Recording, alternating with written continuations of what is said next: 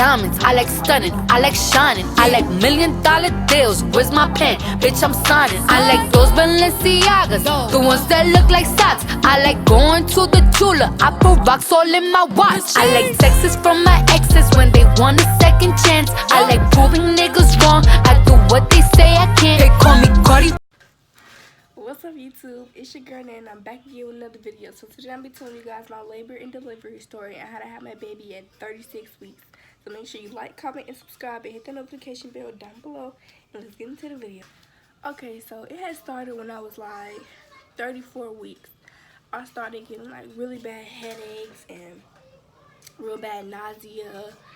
And mind y'all, I didn't really get nausea like that during my pregnancy. So once I started noticing nausea at the end of my pregnancy, I like felt weird and I kept getting headaches like really bad. So I notified my midwife and I was telling her like I keep getting headaches and it won't go away and I have really bad nausea. So she was like, okay, come in next week so I can check you for preeclampsia. So when I went in, she had checked my blood pressure and my blood pressure was higher than what it usually be.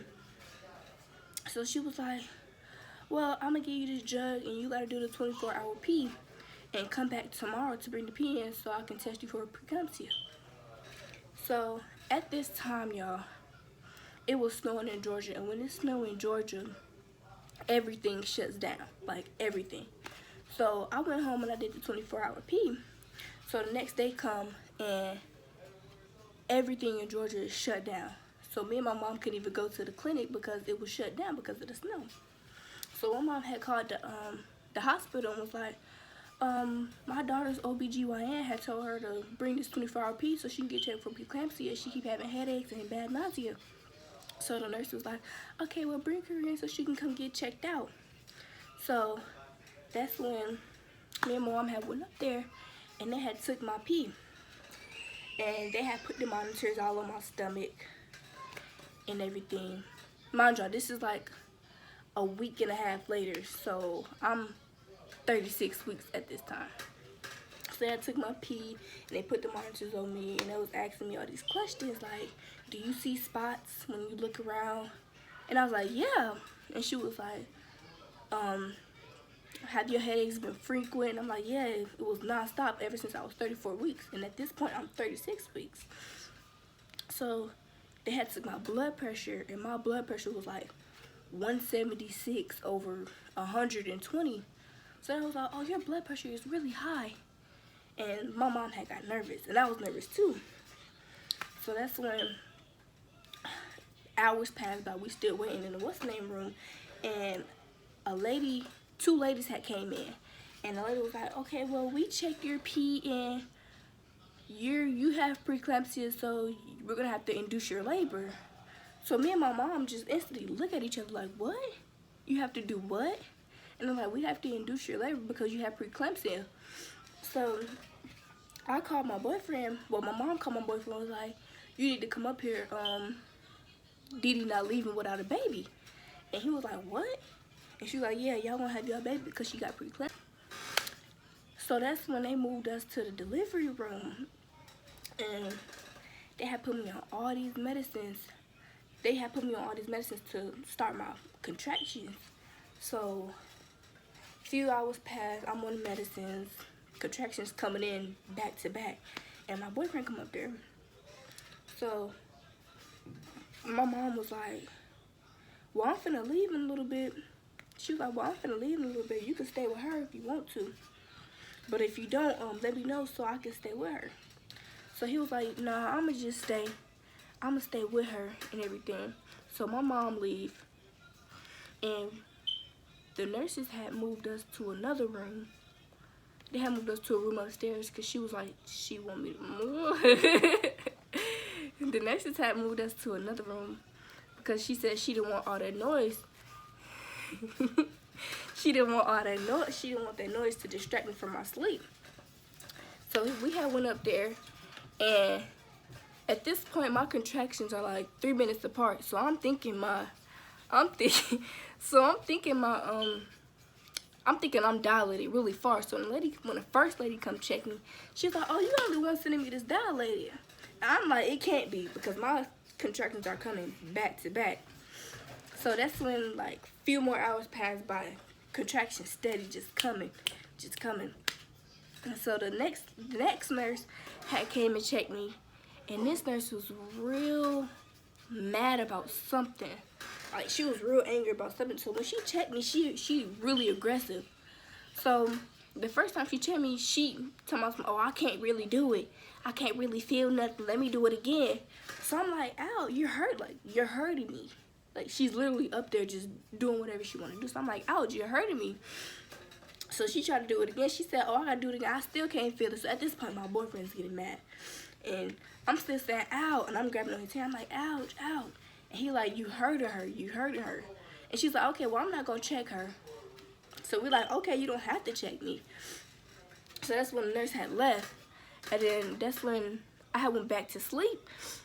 And then that's when they had moved us back to the delivery room. At this point, I think I was like 3 centimeters dilated. Contractions just steady coming back to back. So I asked for the epidural.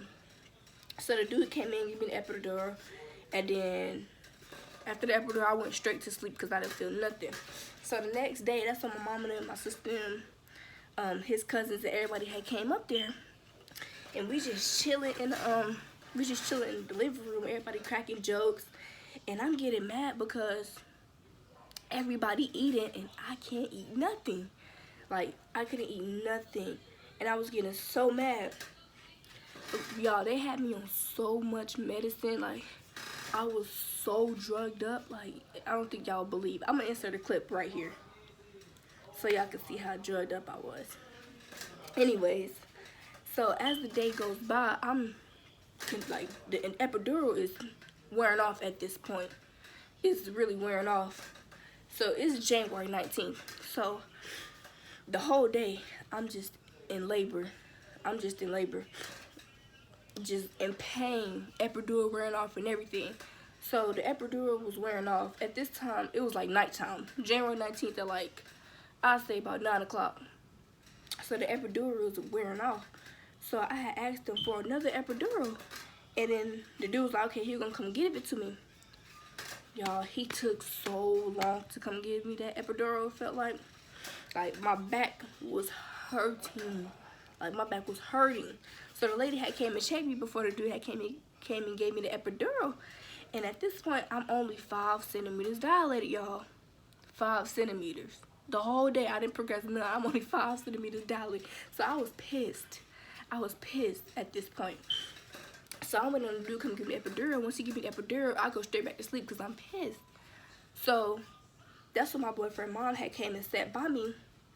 And she started holding my hand when I was asleep.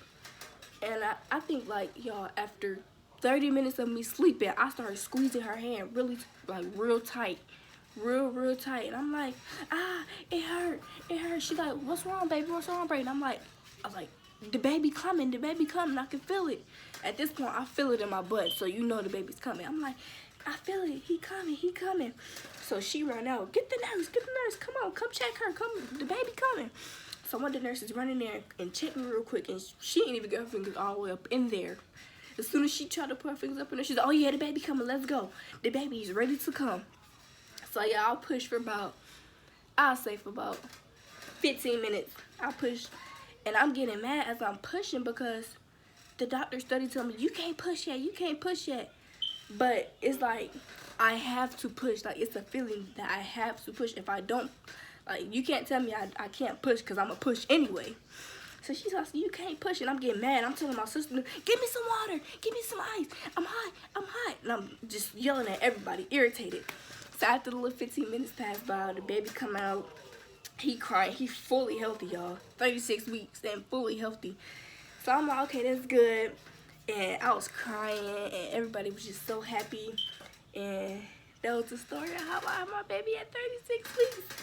And I'm going to upload some pictures right here so you guys can see him.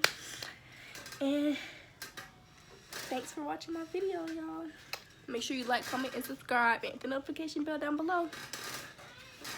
X-Men been formed. He keep on dialing Nikki like the Prince song. I've been on.